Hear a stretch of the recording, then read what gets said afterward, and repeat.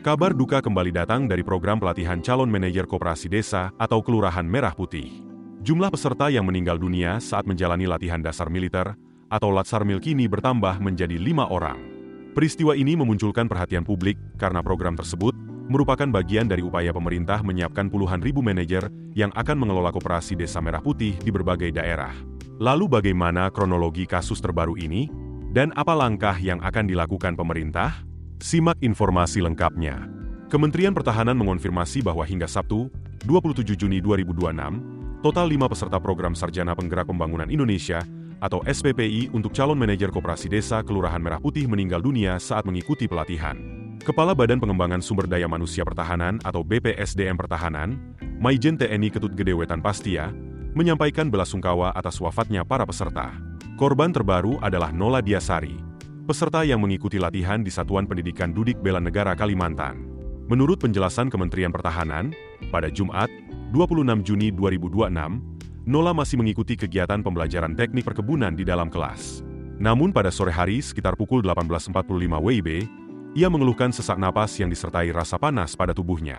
Tim kesehatan di lokasi kemudian segera memberikan penanganan awal sebelum merujuknya ke instalasi gawat darurat Rumah Sakit Singkawang. Nola tiba di rumah sakit sekitar pukul 19.20 WIB dan langsung mendapatkan perawatan medis. Karena kondisinya memerlukan penanganan lebih lanjut, ia kemudian dirujuk ke Rumah Sakit Umum Daerah Abdul Aziz Singkawang. Sesampainya di rumah sakit kedua sekitar pukul 20.20 WIB, tim medis kembali memberikan penanganan lanjutan. Namun dalam proses tersebut terjadi henti jantung sehingga dokter melakukan tindakan resusitasi jantung.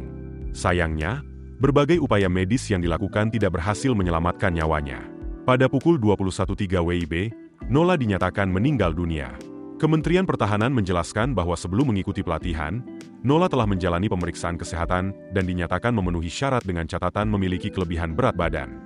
Hingga saat ini, evaluasi medis masih terus dilakukan untuk mengetahui secara lebih rinci kondisi yang menyebabkan peserta tersebut meninggal dunia.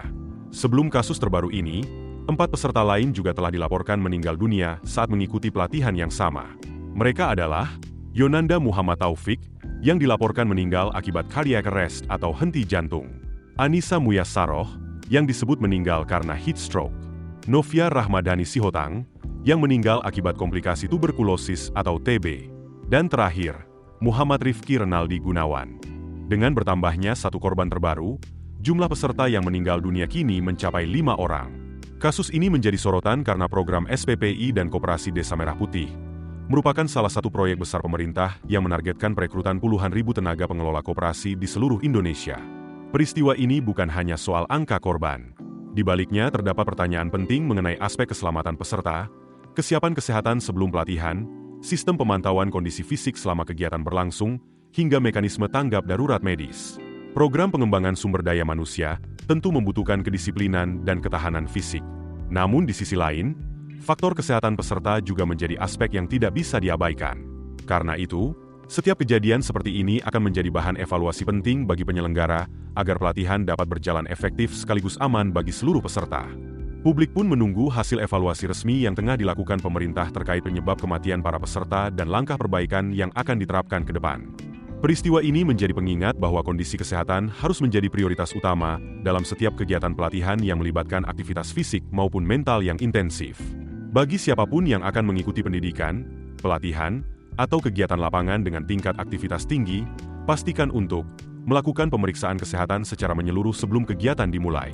Jujur menyampaikan riwayat penyakit atau keluhan kesehatan kepada penyelenggara.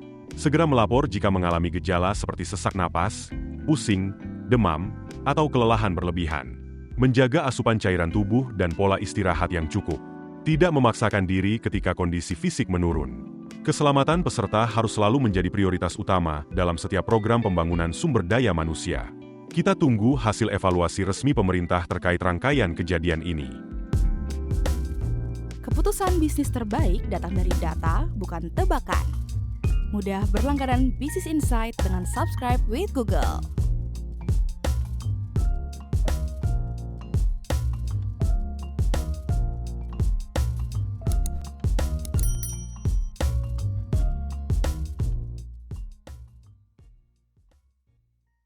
Download aplikasi Kontan sekarang di App Store atau Play Store.